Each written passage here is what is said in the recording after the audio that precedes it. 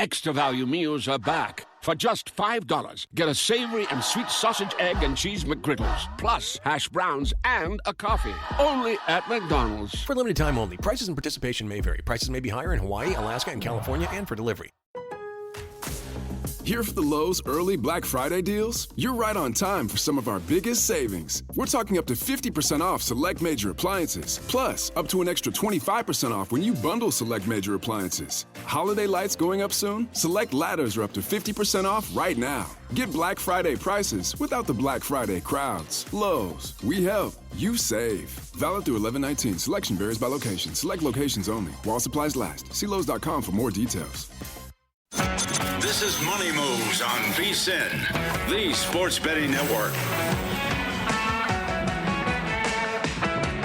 Loaded Tuesday show on deck as we welcome you into Money Moves on VSiN, the sports betting network. Stormy, Buonantony, Jonathan Von Tobel with you live from downtown Las Vegas, Circa Resort and Casino. We will also have Adam Burke stop by the studio in about 30 minutes. Very excited to play what will become over the course of the next few months our weekly edition of Who's That Mascot? Doesn't it defeat the purpose? If you've had Adam on long enough, eventually you would get to the bottom of the list and understand that you know every single mascot. You know I don't have that good a memory. Come on. Okay. You're giving me too much credit on that Longwood? one. Lancers.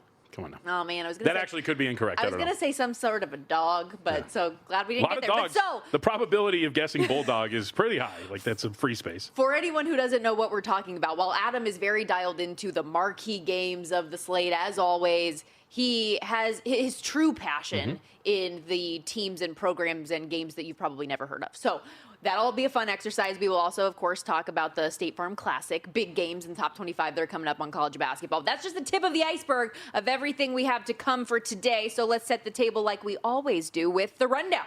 It's time for the top headlines and topics of the day. This is the Rundown.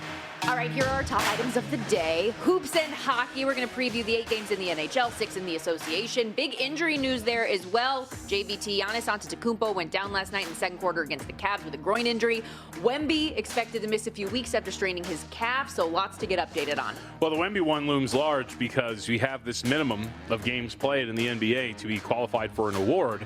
He was the odds-on favorite to win Defensive Player of the Year. He was an MVP contender potentially, and now we get a shakeup there. And I'm just going to say right now that I am operating under the assumption that Victor Wembanyama will not make that 65-game mark. Yeah, and the odds have shifted significantly with that. We will discuss that a little bit later on. Plus, as we mentioned with Adam joining the show, we're going to get into some college hoops with him, and we will preview Michigan State, Kentucky, Kansas, Duke. There are a couple monster games on the slate tonight. Of course, I'm very excited. I mean, it's a good basketball night. Short slate in the NBA. Even then, you get a good one. And the Hawks taking on the Pistons, 2 top teams in the Eastern Conference. So, hardwood, front and center. We should handicap some of it.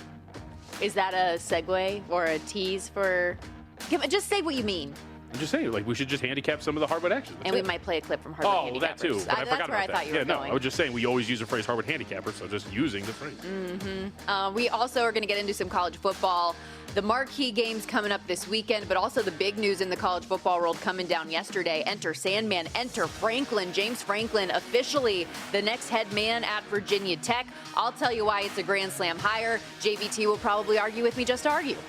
I mean, no. First off, I don't do that. I only argue when I feel something.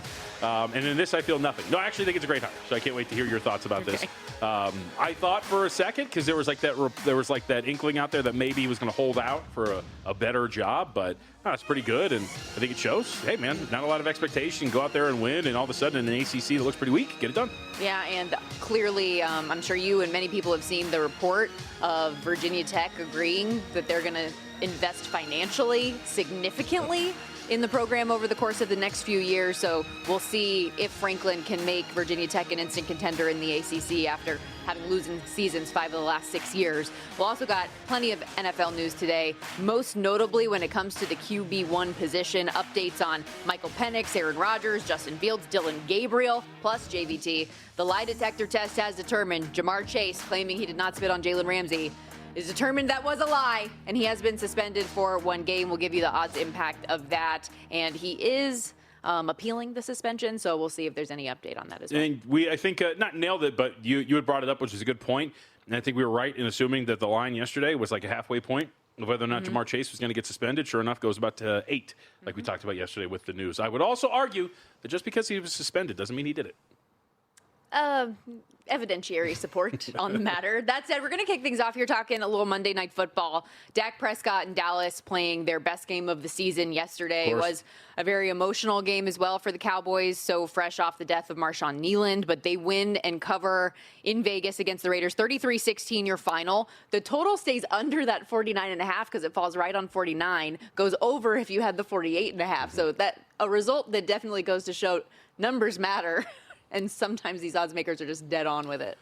Yeah, I'd also say, I mean, look, I tend to be a negative person, so that's why I like to focus a lot of the time. The Raiders suck. I mean, this is a team that, every single year you look at this team grasping at straws, desperately trying to find some way to stay relevant, and yet every single season find a way to do the exact opposite. Yeah. And here we are again, just, 10 games in now for the Raiders, and the quarterback acquisition has been an absolute nightmare. Your defense has been abysmal. The first-round pick that many were screaming from the mountaintops you should not have made has not impacted your team in a positive way, and that doesn't reflect on Ashton Genty. It just reflects on the position and its value and its impact on rebuilding a group. This is awful. The offensive line stinks. Probably could have used a first-round pick along the offensive line. Just saying. Maybe some evaluation there. It's incredible how poorly run, how poorly coached this team is. Yeah. And yet after every single game, Pete Carroll's going to come out and say, we got some fight this dog. This is great. This is exactly what I'm looking for. It's not. And I saw a lot of, this is Tom Brady's got to be. Tom Brady helped build this thing too, man. Yeah. This thing's an absolute nightmare. And now they continue to fall down. We'll see where they end up, but absolute nightmare in Las Vegas. I think that's something that's the most frustrating is you go bring in Pete Carroll because of what a culture and tone setter that he's going to be. And you have this expectation of getting things corrected quickly. And there has been nothing there, no life. You mentioned Ashton Genty, 7 yards on 6 carries for him last night. 4 of the 6 attempts failed to even gain a yard. Yep. And this is an offensive line that was already bad, missing key pieces. Obviously, Colton Miller's been out for a while, but no Jackson Powers Johnson. So you have Jordan Meredith up there, and then Meredith has to get replaced by Will Putnam, and it's just like a whole thing. And it looked really bad yesterday. And so that's why I don't know, from the Cowboys standpoint, how much stock we can put into how good they looked because the Raiders were so bad. And they get the new pieces on defense, notably Quinnen Williams, who had an awesome debut for Dallas. What did you make of them? Let's go on that side of the ball first. I mean, I thought it was great. You do wonder, to your point, because of level of competition, how much are you going to weigh the fact that you're playing an offensive line that's awful, that can't protect, playing a quarterback that, we talked about Drake May and his responsibility for pressures. Geno Smith is up there as well in terms of pressures that are allowed on the fault of the quarterback. So, but I think you're good. I mean, look, we know that they're relatively talented up front, and I think that's a positive sign for Dallas. The question just becomes, what does it mean in the grand scheme of things? Do you realistically look at this team and go, all right, given the additions and given what we know and where they're at, currently sitting right now, 10th in the conference, 4-5-1, behind you, the Panthers, the Lions, the 49ers, all who are above 500 by 1 or 2 games. What does this mean for Dallas going forward? Not much, I would assume. I don't think so. I know people keep trying to make the argument that, well, hey, they're still alive in the playoff race to get one of those wild cards. Yeah, technically. But if you look at the odds board, they're 10-1 to make the playoffs for a reason, minus 2,000 on the no. Their upcoming next 3 games alone look like a real uphill battle. Yep. Plus 3.5 against the Eagles coming up this week. Then they've got the Chiefs, and then they're in Detroit taking on the Detroit Lions. So the real sweat is for a lot of people. I know a lot of people played this. I think you and I don't know. Do you have it or one of it? Either way.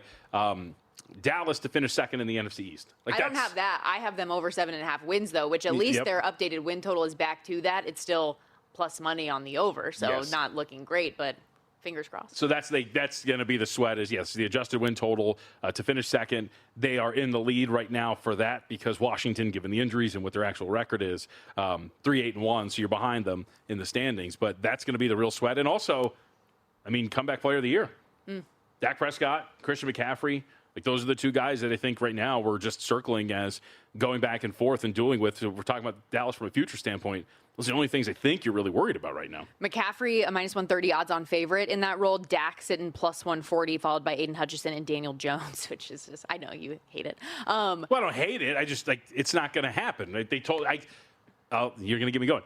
If he wins, which he won't, You cannot do it. After what you did to Sam Darnold last year, he can't win the award. I don't think you need to worry about it. I'm just. I mean, you were the pro Daniel Jones. Because I just thought in the preseason it was worth having the argument. We argued. Put it away. Oh, no, I was right. Okay. Dak, last night, though, 4-touchdown performance for him, 268 yards. George Pickens and CeeDee Lamb were reprimanded and had to sit that opening drive, and their punishment was to miss the first couple snaps and then just be fed the rest of the way. In this game, Pickens ends up finishing with 9 catches, 144 yards and a score. CeeDee Lamb, 5 catches for 66 and a touchdown. That Pickens touchdown, by the way, why didn't you go to CeeDee, Dak? Okay, that's all I'm saying. There?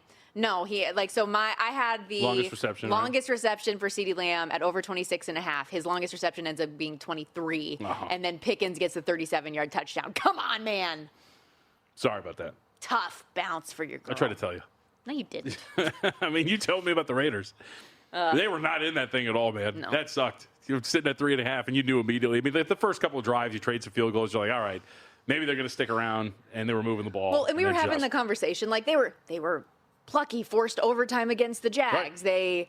They, cover easily against the Broncos. And you just think maybe that they're taking some steps in the right direction, and then you're reminded, nope, they're still the Raiders. Now, with this result in hand and looking back, those two covers and results probably more if you're drawing a pie of fault or responsibility, probably a lot more to do with their opponents than the Raiders themselves. One positive, Brock Bowers is still really good. Yeah, I need this dude to. I mean, Adam did the math for our draft, but I actually I did bet Brock Bowers over 1,500 receiving yards for the season, or just on 1,000 plus. So I need this dude to start picking it up. I mean, let's go. Now it's a good thing that they're trailing in a lot of these games because that really does help me out. But I can still get there. That was one thing on the longest reception that I kept on trying to say to myself or speak into existence. Was like, okay, maybe the Raiders offense will start to wake up, so we keep passing the football, giving my guy a chance, but George Pickens had his day, and every now and then that's going to happen. But the streak dies for CeeDee Lamb over 26.5 because he was cashing that ticket very regularly. Okay, hear that music. We got to take our first time out. We're just getting started here on Money Moves. When we come back, sticking with the NFL theme, we got good news and bad news for Aaron Rodgers in Pittsburgh. Other updates to NFL QB1s you need to know. Plus, how much is Jamar Chase worth with a one-game suspension coming up? We will get into it all coming up after this.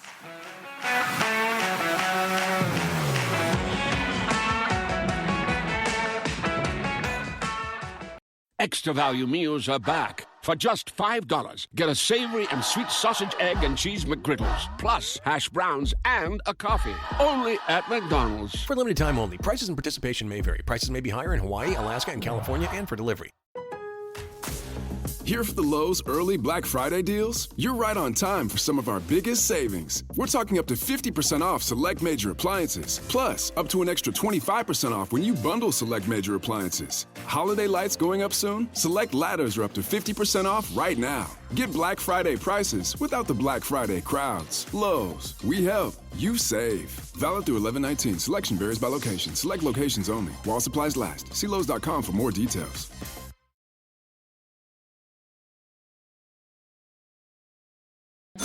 You're watching Money Moves here on VSiN, the Sports Betting Network. Okay, we got good news and bad news for various QB1s as we approach Week 13 in the NFL. Back here on Money Moves, Stormy, Buonantony, Jonathan Von Tobel with you. And let's start with Aaron Rodgers, who we did find out this morning will not ultimately need surgery on the fractured left wrist he has. Again, it is a non-throwing wrist that he is dealing with this injury, and it bumped him out of the game on Sunday. Rodgers is reportedly pushing to play this Sunday at Chicago JVT, but according to Mike Tomlin, doctors need to clear him first. He is not expected to play tomorrow. Tomlin said, quote, really it's just about bracing it and securing it for his comfort and safety, and then it's about how functional he is. Says they'll get more clarity on that last part as they push through the week, and added pain tolerance is not not the issue. For clarity, he's not expected to practice tomorrow. Yeah, sorry, what did I say? He's just in play, so just for audience not to get confused. Apologies. But yes, I mean, I'm just more, look, I'm not a doctor, but I mean, what changes in the next few days in terms of being able to be cleared to play with a fracture? You know what I'm saying? Like, well, I think that it's about, like, they're trying to work on a device to protect it. Okay. So to see if he's in position enough to where it's not going to get worse. Like you said, taking snap. I mean, you can do that a little. You can offset that by just playing in shotgun or pistol. You can also, talking about how they hand it off. I kind of feel like he would play, like if he feels up to it. Again, non-throwing hand, just play a little bit differently when you're talking about handing the ball off. Regardless, of all the teams that are dealing with these quarterback issues, not to say that Aaron Rodgers isn't the greatest quarterback of all time, but I do think that you could probably get away with a game without Aaron Rodgers. I don't think I've watched this team and said he is what is, whatever it is. They're a pretty middle-of-the-pack team. He's making this thing go. If he's not going to be out there, then they're going to have no shot whatsoever. I think you can get away with it if that means then he is healthier down the stretch. Yeah. That's more important because you're still, of course, competing for the NFC North, or AFC North. I think, generally speaking, like skill set wise, yes, obviously Mason Rudolph is a downgrade from Aaron Rodgers, but also Aaron Rodgers at 41 years old is not the MVP caliber guy that we've seen in years past. This season has not gone to plan for them by any means. They're getting 3 in Chicago on Sunday, total 45.5. How much, if at all, do you think this number moves, say Mason Rudolph is declared the starter? I don't think it would be much. I mean, I think you're probably just throwing on a hook. Like it gets over. That's what I was going to say, that it gets over the key number. Yeah, like maybe you get to 4, but I think, as we talk about all the time, I mean, this is clearly factoring in some sort of, hey, Aaron Rodgers is either not fully healthy or maybe not going to be available. So I think that's going to be something worth noting here for this, but I don't think you're moving too much off of where we're at right now. Let's see. I want to look at this.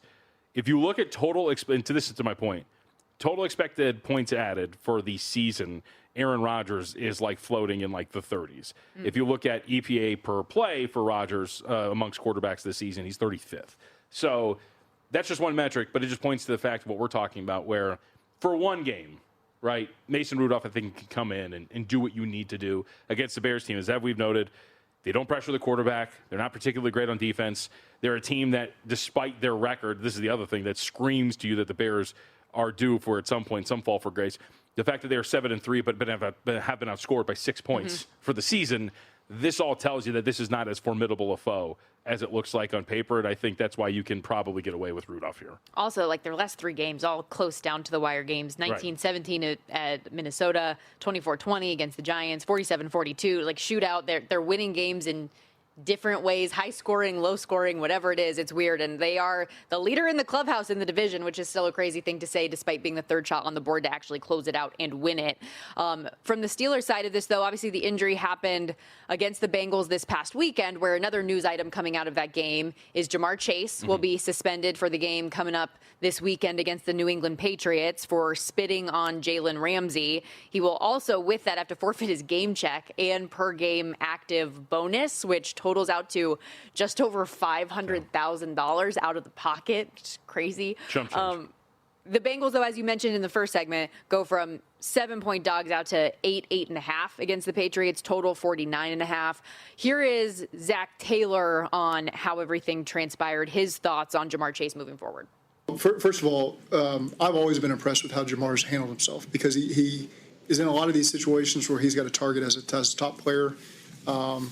He gets a lot of respect that way. And so guys try to do a lot of things to get his attention and get him off his game. And I've always thought it was unbelievable how he's handled himself in some really high-pressure, emotional decisions.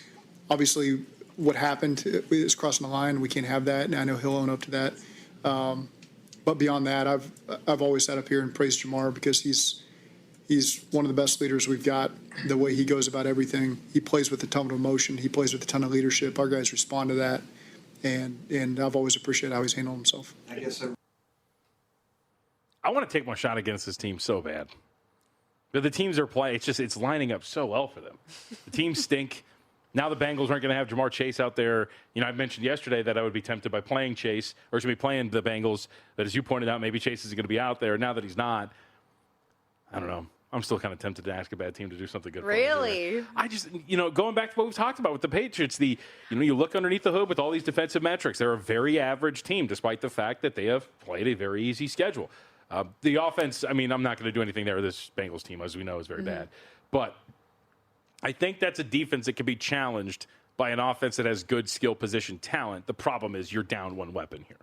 So if that's the case, I mentioned total. We got this Ravens game. I mentioned total 49.5, which is a high total. Yeah. But if that's the case, would you at first blush lean over, especially given how bad the Bengals defense is too? Do you think this has shootout potential on its hands? I mean, it could. I think you could get there. The problem becomes if Chase is such a valuable piece for Cincinnati that all of a sudden Flacco in this offense, which, by the way, is, as much as we want to sing the praises of Flacco and some of these high totals that they've thrown out there, Flacco still is, I think, among quarterbacks, got to filter out for dropbacks, but he's still also floating around the 30s in terms of his expected points added per play. He actually has not added that much value to the team.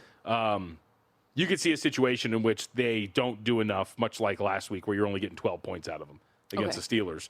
But, man, I need a better weapon to test my theory that the Patriots are not that good. And that is not coming up until they play the Ravens. Like, okay, not the best week to do so just yet. Right. Also, just to put a period on this thing, why are we still talking about bringing Joe Burrow back? I'm with you. When we talked about this like a week ago, when it was like, hey, you might get like, why? What's the point here? They're 3-7. They're likely going to lose this game. They have to play. So the game that he would come back for potentially is what? This first Baltimore game, the 27th? Or no, would it be the second one? It was one of those two Baltimore games I think we were discussing. Either way, like, okay, why? It's done. It's done. And you already have a quarterback that has a history of injuries. Why even put him in position to risk that again? Well, you know what you have to do. What do you have to do? You got to bring him back so they can win the last 3 games or something like that. And then have it. And then be like, this Bengals team, Joe Burrow, Offensive Player of the Year, Comeback Player of the Year. Let's bet him to win MVP. It's got to happen. Worth noting, C.J. Stroud back at practice, albeit, non-contact day, Tuesday. Remains in concussion protocol, however. Short week, Thursday Night Football against the Bills coming up. He was a non-participant yesterday, so him at least getting back on the field was a big deal, I think, today. Texans getting 5.5 against the Bills, total 43.5. Davis Mills, meanwhile, slated to start if C.J. Stroud can't go once again, and he's had highs and lows in the limited sample that we've seen of him. What do you think about this game? I think that, I'm assuming you want to take the Texans. Of course. And You know me so well. And excuse me, I said 5.5. 4.5 is that number right now. There's plenty of 5.5s out there. You're not wrong. So people are taking the Texans. But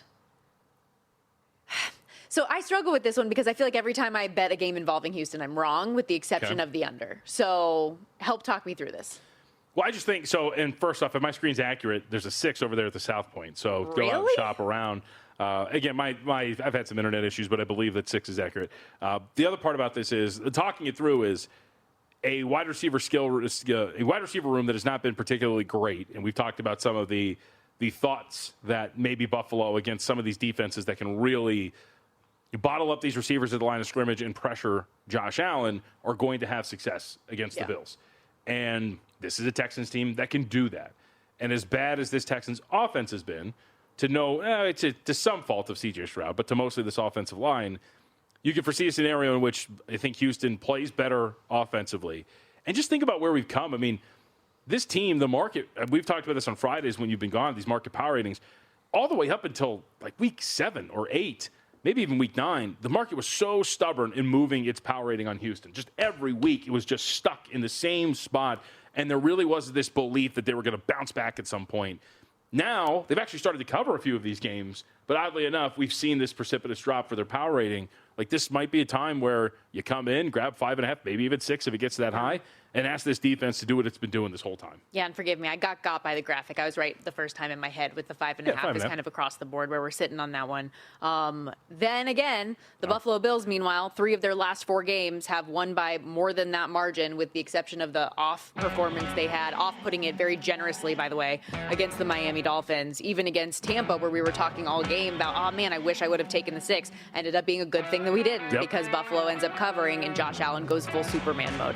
We got to step aside. When we come back, enter Sandman, enter Franklin. James Franklin heads over to Virginia Tech. We'll discuss that with Adam Burke. Some more college football and college hoops over the next half hour. Stay with us. You're watching Money Moves here on VSiN, the Sports Betting Network. We're fired up, bringing the energy on a Tuesday. Tuesday, live from downtown Las Vegas, Circa Resort and Casino. Stormy Buonantony, Jonathan Von Tobel with you back here on Money Moves as our VSiN.com managing editor. Adam Burke joins us like he always does on a Tuesday. Lots to get to: college football, college hoops. The big news in the college football world, though, James Franklin, officially official at Virginia Tech. What did you think of it? Well, I mean, look, for a guy who can't win big games, the ACC is a good place to go, right? Because there aren't a whole lot of big games in the ACC with the way that conference looks right now. But in all seriousness, I mean, this is a really good landing spot for him, right? It's soft enough to where he can kind of rebuild his reputation a little bit, maybe win some of the bigger games he's going to play, knock off a Clemson, knock off a Miami, something like that.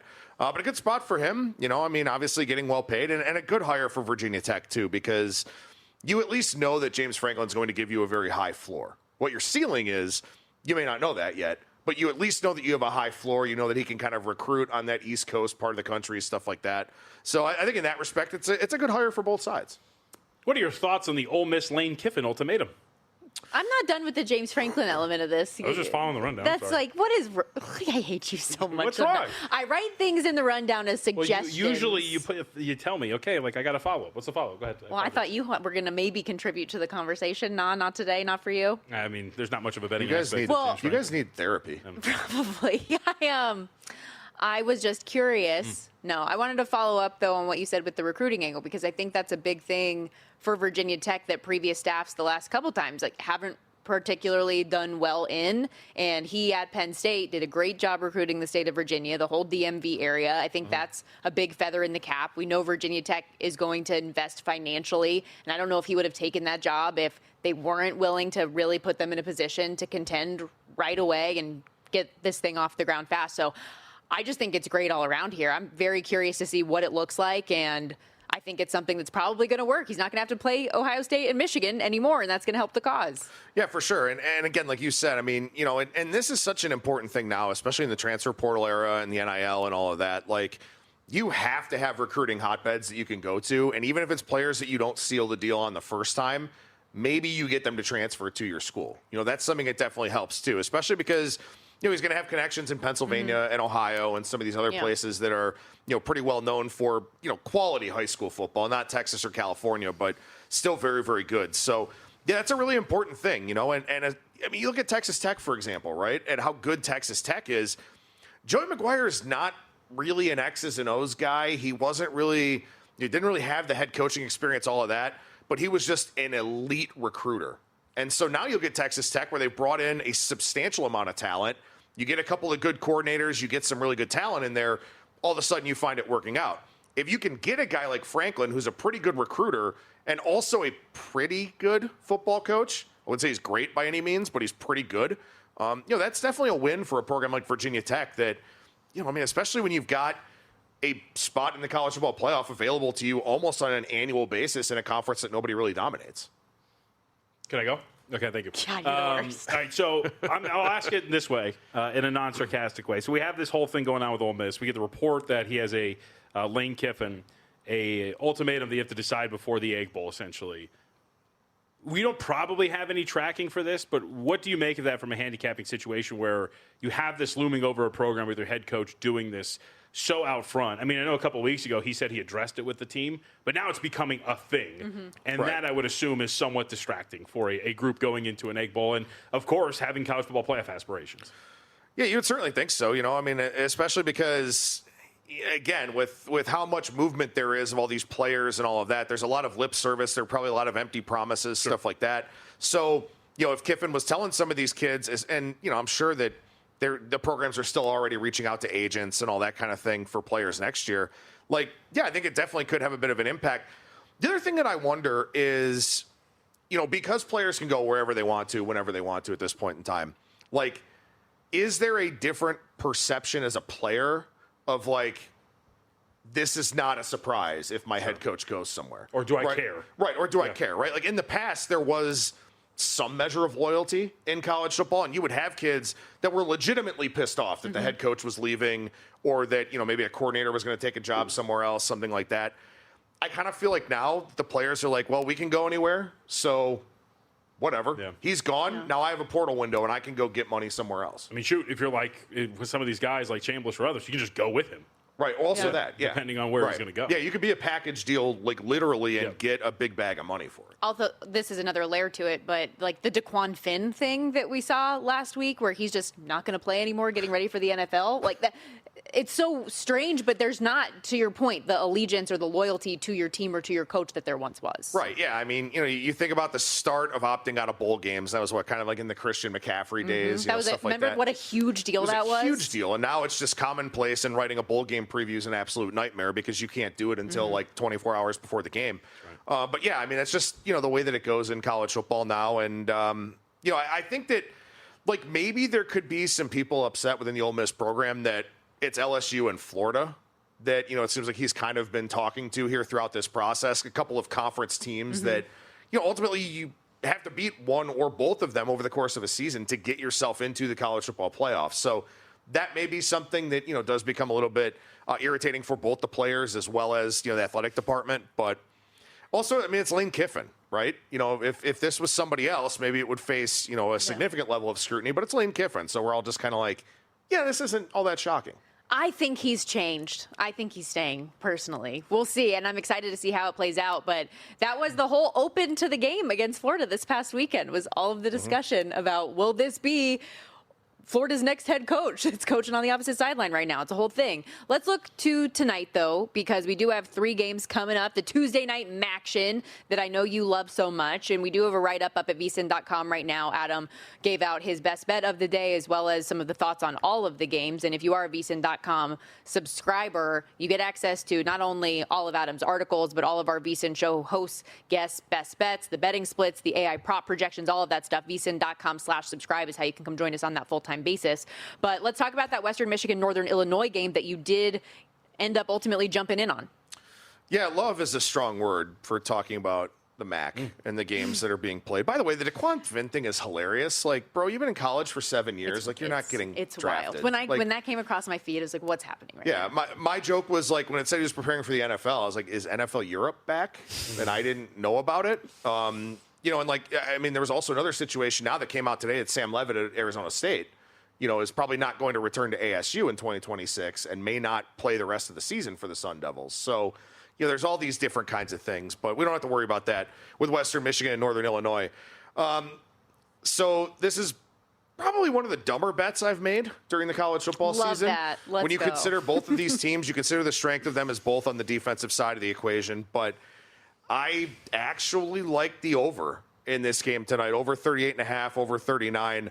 An NIU game over? Yeah, well, so they made a quarterback change last week, and they went to Jalen Macon. Now, of course, again, they did play UMass, which when you play UMass, it's like an entire line of asterisks, not just one. But that's a guy, in Macon who 98 yards on just 12 carries, 73 passing yards, which obviously doesn't sound impressive, but he did it on 3 completions on 4 attempts. So a guy that was actually capable of moving this Husky offense forward, which really hasn't been the case throughout the course of the season. They still have an okay running game. Western Michigan's got a mobile quarterback as well. So I just don't think that there's a lot of negative plays in this game when you have 2 very mobile quarterbacks. Brock Lowry is the leading rusher for Western Michigan. Jalen Buckley is a really good running back, but they just haven't been able to open holes for him for some reason. But I think that when you've got 2 mobile quarterbacks, you don't get negative plays. You can get into 3rd and short situations, stuff like that.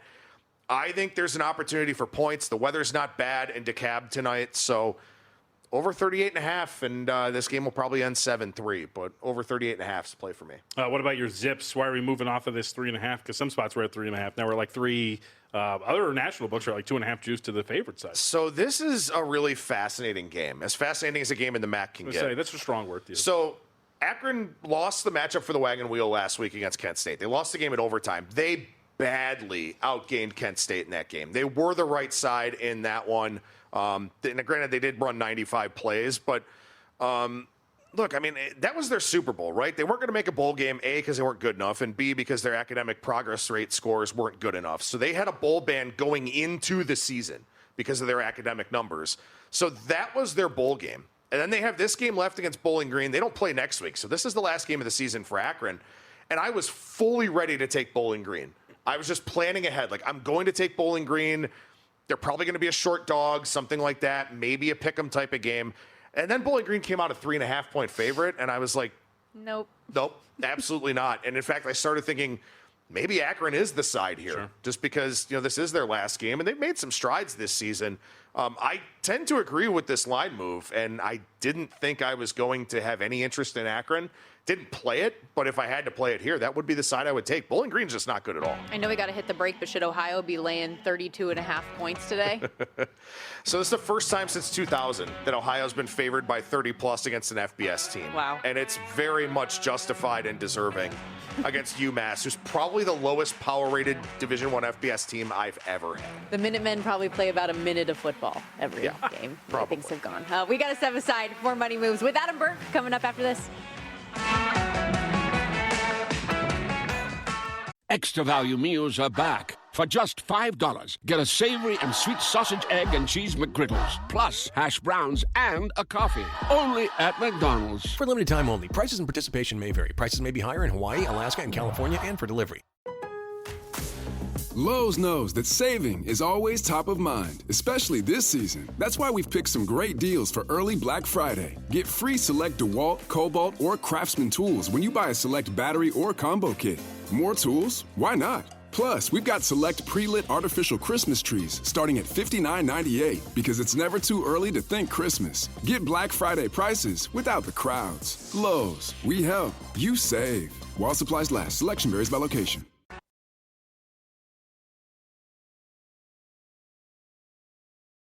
You're watching Money Moves here on VSiN, the Sports Betting Network.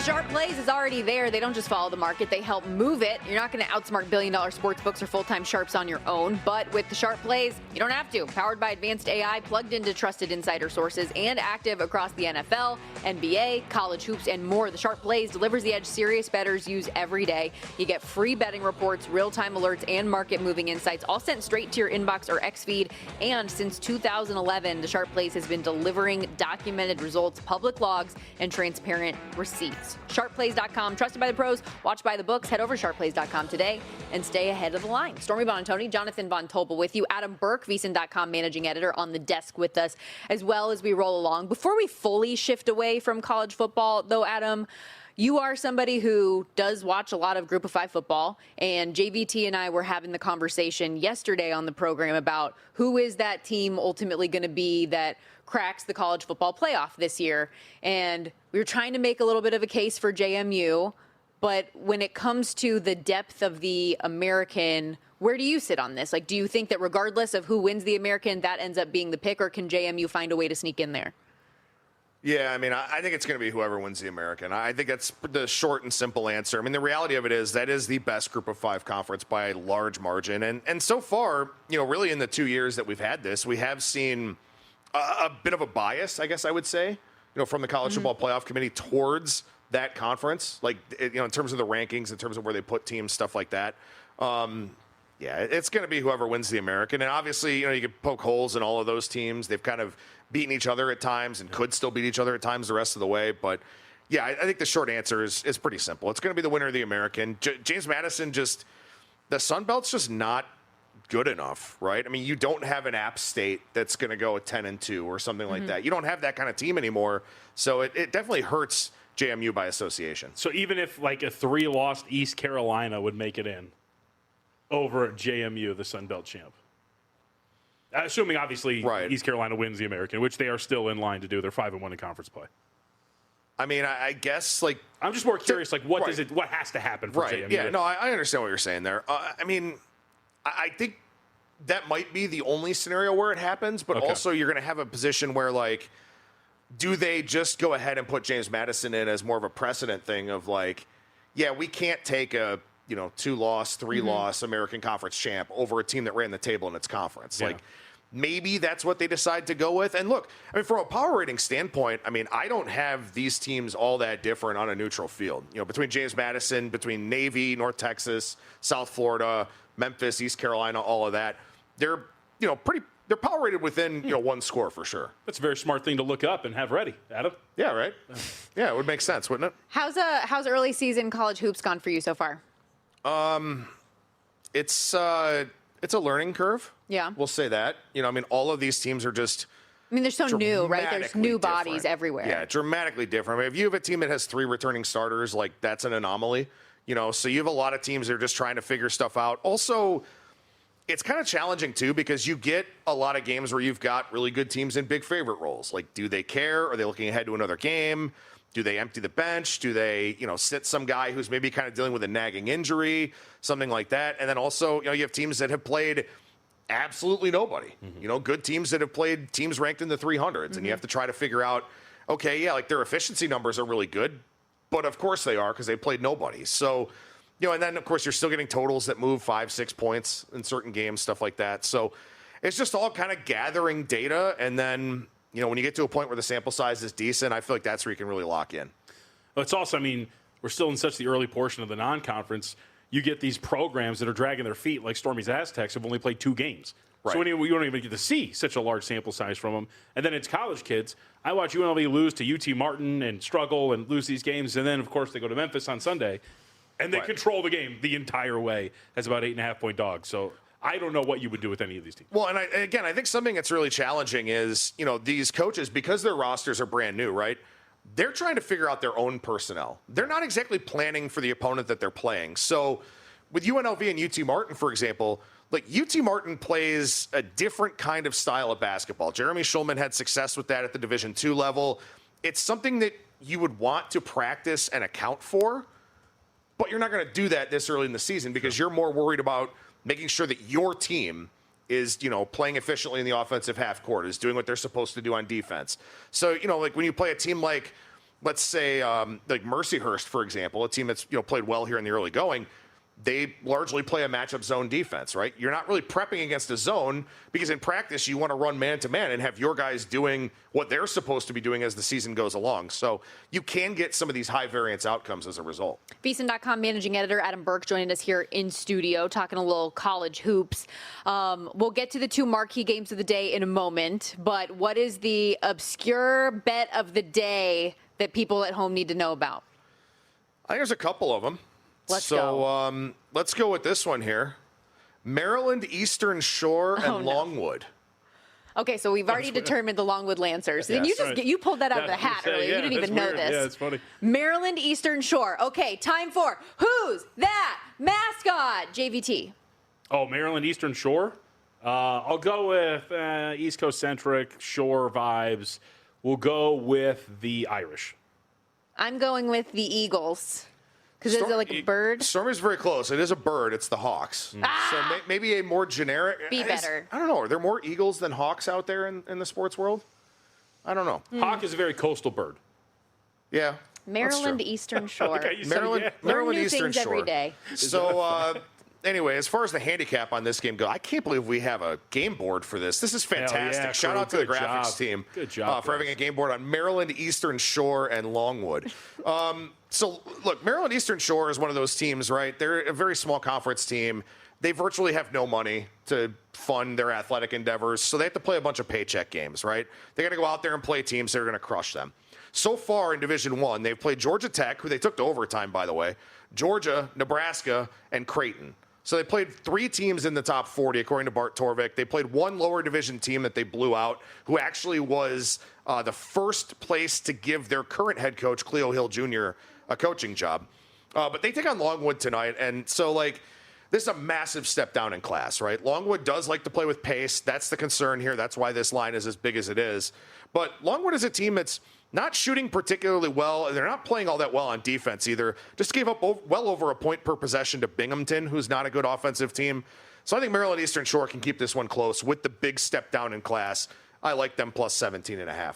Okay, I like it. Anything else on the card today you want to share us with? Boston University and Columbia. Okay, let's go. If you guys know the mascots for those. Terriers and Lions. There you go. Stormy knows.